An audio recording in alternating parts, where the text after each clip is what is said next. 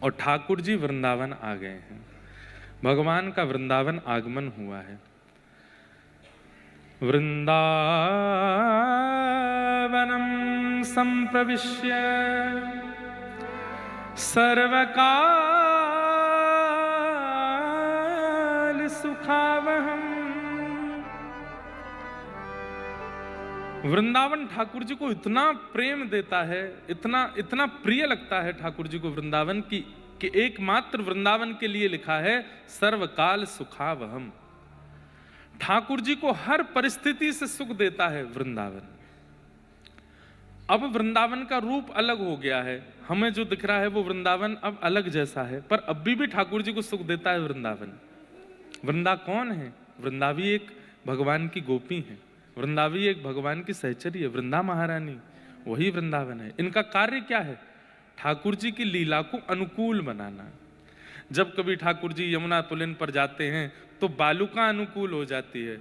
जब कभी भी ठाकुर जी निकुंज वन में जाते हैं तो निकुंज वन के वृक्ष अनुकूल हो जाते हैं। ठाकुर जी को कुछ भूख लगती है तो अपने आप फल प्रकट हो जाते हैं ठाकुर जी को पवाने के लिए। ठाकुर जी को सुगंधि की आवश्यकता तो गले की माला, सुंदर सुंदर पुष्प प्रकट हो जाते हैं। प्रिया और प्रियतम के सुंदर विहार में जो सुख प्रदान करे, जो पूर्ण रूपेण अपना योगदान प्रदान करे, वही है वृंदावन। वृंदावन का अभिप्राय और कुछ नहीं, और वृंदावन वासियों का भी अभिप्राय और कुछ नहीं होना चाहिए, केवल और केवल वृंदावन के प्रिया प्रियतम को सुख देना। यही वृंदावन और वृंदावन वासियों का उद्देश्य होना चाहिए, इसके अलावा कुछ भी नहीं। यदि कोई वृंदावन में रहकर के भी अपने सुख का विचार करे, अपने भावों का विचार कर रहा है, तो वृंदावन में रहकर के वो वृंदावन के नियम का पालन नहीं कर रहा। वृंदावन शतक, उसमें एक श्लोक है, भ्रातः तिष्ठ टले टले विटपिनाम ग्रामेषु भिक्षामटः स्वच्छंदम पिबयामुनम जलमलम चीराणि कंथाम कुरु सम्मानम कलयाति घोर गरलम नीचपुमानम क्षुधा श्री राधा मुरली रवो ब्रज सखे वृंदावनम मत्यज। ध्यान से सुनिएगा, अभी तक वृंदावन प्राप्त हुआ ही नहीं लोगों को। हल्ला मचता है, लाखों की भीड़, करोड़ों की भीड़ वृंदावन में। अभी स्थिति यह है, चक्का जाम है वृंदावन का। लेकिन इतनी संख्या में लोग पहुंच गए, लेकिन वृंदावन के लिए अनुकूल नहीं बन पाए हैं। अभी वो वृंदावन वासी नहीं कहलाएंगे। वृंदावन में अनुकूल कौन है? सुनिए कितना कठिन है। भ्रातः तिष्ठ टले टले विटपिनाम ग्रामेषु भिक्षामटः। वृंदावन में रहने वाला व्यक्ति या वृंदावन वास करने वाला व्यक्ति, अच्छा ये सारे नियम व्रज में जन्मे व्रजवासियों के लिए नहीं है, उनके ऊपर मत थोपिएगा। ब्रजवासियों के लिए ये सारे नियम नहीं है। ब्रजवासी अलग हैं, वो ठाकुर जी के हैं। वो तो अपने पूर्व में इतने तप कर चुके हैं कि उनका जन्म वृंदावन में हो गया। ये तो वृंदावन वास की इच्छा रखने वाले, वृंदावन जाने वाले लोगों के लिए नियम क्या होने चाहिए? ध्यान से सुनो। भ्रातः तिष्ठ टले टले विटपिनाम ग्रामेषु भिक्षामटः।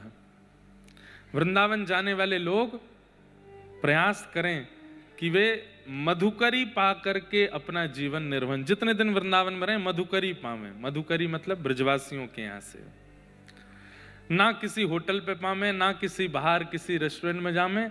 ब्रजवासियों के आगे जाकर के अंजलि फैला करके कहें कि आपके घर में जो सामग्री हो हमें प्रदान करो। ब्रजवासियों के यहाँ की मधुकरी पावें। दूसरा, स्वच्छंदम पिबयामुनम जलमलम। प्यास लगे तो यमुना जी का जल पान करे, पर यमुना जी का जल पीने योग्य हम लोगों ने छोड़ा नहीं। बंधुओं, इस विश्व में भगवत प्राप्ति के लिए लोग कितने साधन करते हैं, नाम करते हैं, जप करते हैं, तपस्या करते हैं, वैदिक नियम का पालन करते हैं, लेकिन जो ठाकुर जी को अति प्रिय है वो कोई नहीं करता। क्या? पर्यावरण के प्रति मित्र भाव। ठाकुर जी से ज्यादा पर्यावरण प्रेमी कोई नहीं है। महल बिहारी नहीं है ठाकुर जी, कुंज बिहारी हैं। कुंज मतलब जो सघन वन में रहते हैं, वो कुंज बिहारी। ठाकुर जी ईंट पत्थर टाइल बिहारी नहीं है, यमुना पुलिन बिहारी, यमुना जी में रहते हैं।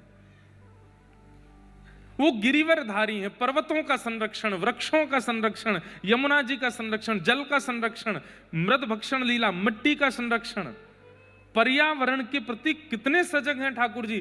पूरी कृष्ण लीला बाल्यकाल से लेकर के मथुरा तक अगर आप उठा के देखेंगे, ठाकुर जी ने केवल पर्यावरण का ही संग किया है। स्वर्ण का मुकुट नहीं पहनते ठाकुर जी वृंदावन में, रज लगाए घूमते हैं। गले में आभूषणों की माला नहीं धारण करते, वनमाली राधा कृष्ण वनमाली पहन करके, वन की मालाएं पहन के घूमते हैं। पादुका नहीं पहनते, अनावृत चरणों से विचरण करते हैं श्री धाम वृंदावन में। और उसी पर्यावरण को हम लोगों ने कितना दूषित कर दिया। ठाकुर जी को इतनी पीड़ा होती होगी वृंदावन में आज, कि जिस वृंदावन से हमने इतना स्नेह किया, जिसका नाम ही वन है, जिसका नाम ही वृंदा का वन है, उसको आज बिल्कुल वन नहीं छोड़ा। यमुना जी आप जल पान नहीं कर सकते, यमुना जी का ऐसा यमुना जी का जल है।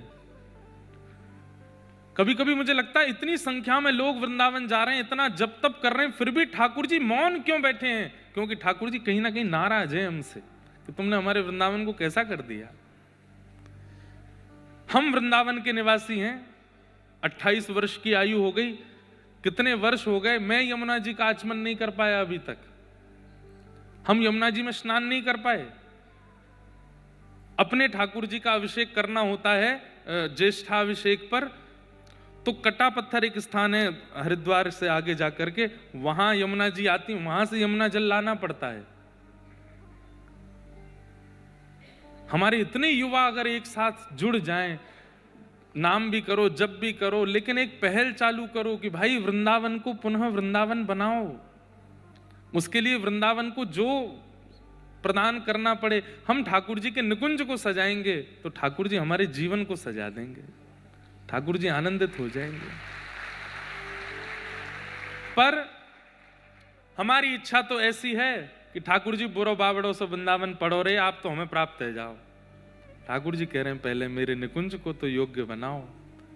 इतनी संख्या में युवा अगर ठाकुर जी के पास पहुंच जाएंगे, ठाकुर जी कहेंगे अरे तुम सब क्षमतावान हो, तुम सब बुद्धिवान हो, तुम सब योग्य हो, लग जाओ ना मेरे वृंदावन को कुछ बनाने में, सबको स्वीकार करूंगा मैं, सारे दोष भुला करके सबको अंगीकार करूंगा। उस रास का अनुभव सबको ठाकुर जी करा देंगे, जिस रास का हम चर्चा सुनते हैं कथा में। पर मैं बहुत कभी कभी मैं ना, एक तो सबसे बड़ी बात है मुझे सरल सहज बोलना प्रिय है।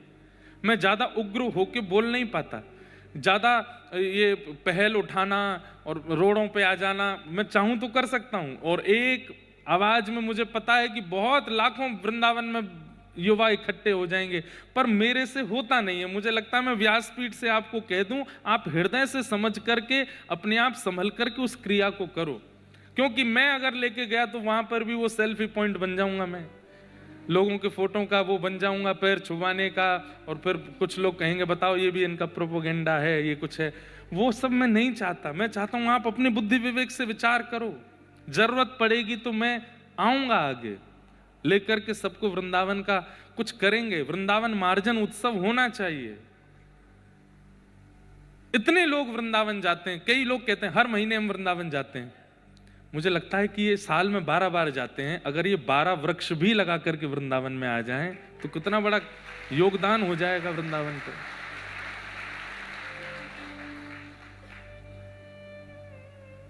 आज मंदिरों को तोड़ना, वृंदावन में ये बनाना वो बनाना, ये सब चल रहा है। हम लोग केवल ठाकुर जी को देखने के लिए इतनी भीड़ लगा देते हैं। अरे ऐसा निकुंज निर्माण करो कहीं जाकर के कि ठाकुर जी मंदिर से वहां आ जाएं, वहीं उपस्थित हो जाएं, कोई आवश्यकता नहीं। बैठी रहूं कुंजन के कोने, श्याम राधिका गाऊं, किशोरी तोरे चरणन की रज पाऊं, किशोरी तोरे चरणन की रज पाऊं। कहां से पाऊं? रज बची नहीं, कहां से पाऊं? बैठी रहूं कुंजन के कोने, है कहां कोना? है कौन सा कुंज वृंदावन में जहां बैठोगे आप? बचे ही नहीं है।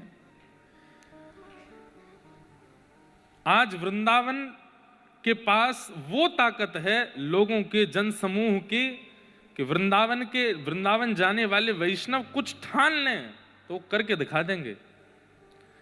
पूरे विश्व में भीड़ करने वाले लोग यहां से जाते हैं, बुरा नहीं मानिएगा। पूरे विश्व में जहां कहीं भी भीड़ होती है, भीड़ में जाने वाले लोग इधर से जाते हैं।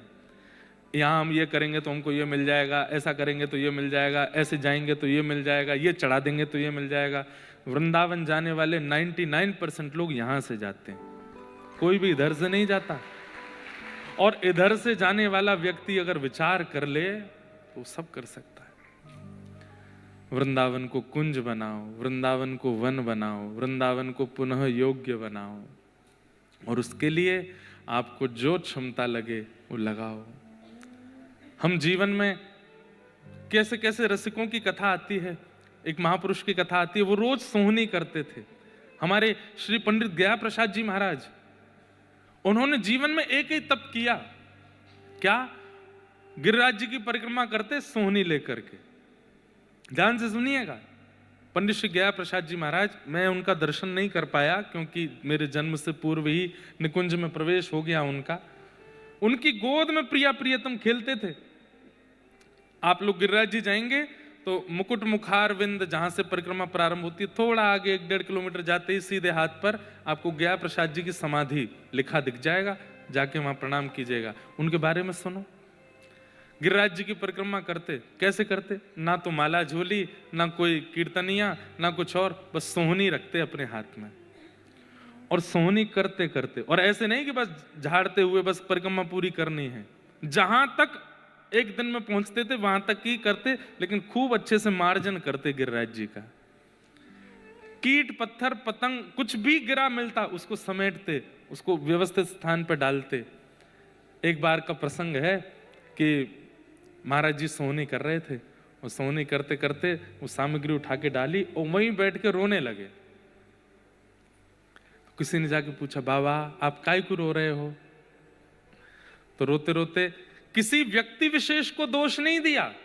हम लोग पन्नी डाल देते हैं, कूड़ा कचरा डाल देते हैं वृंदावन में, गोवर्धन में, किसी व्यक्ति विशेष को दोष नहीं दिया। वो सारा कचरा हाथ में लेकर के क्या बोल रहे हैं, जे नंद को लाला माने ही ना है, मैं कितनों याकू समझाऊं, कंधो मत करे कर, मत करे कर। अरे जी गिरिराज जी हैं, इनको स्वच्छ रखो, पवित्र रखो, माने ना है, सबरो कूड़ो ले जाए के बीच में ही डाल दे। मतलब किसी व्यक्ति विशेष को दोष नहीं दिया, ठाकुर जी से कह रहे हैं वो ही डाल है आके, और रुदन करने लगे। और उनका नियम था, सोहनी करने के बाद जब झाड़ू सोहनी छोटी हो जाती थी ना, तो फिर अपने स्थान पे आके गड्ढा करते और पुष्प आदि करके सोहनी को माथे से लगाते और बोले, तेरो जीवन कितनो धन्य है, जन्म से अंत तक तेने केवल रज की सेवा करी और कोई काम में ना तू रही, तेरो जीवन धन्य है गयो। और सोहनी को गाड़ करके उसको समाधि दे करके गिरिराज जी में फिर भंडारा करते संतों का, सबको 10-10 रुपया बांटते। संत जन पूछते, बाबा काय बात को भंडारो? बोले, एक सोहनी निकुंज में प्रवेश कर गई, वा को भंडारो है। ऐसे महापुरुष।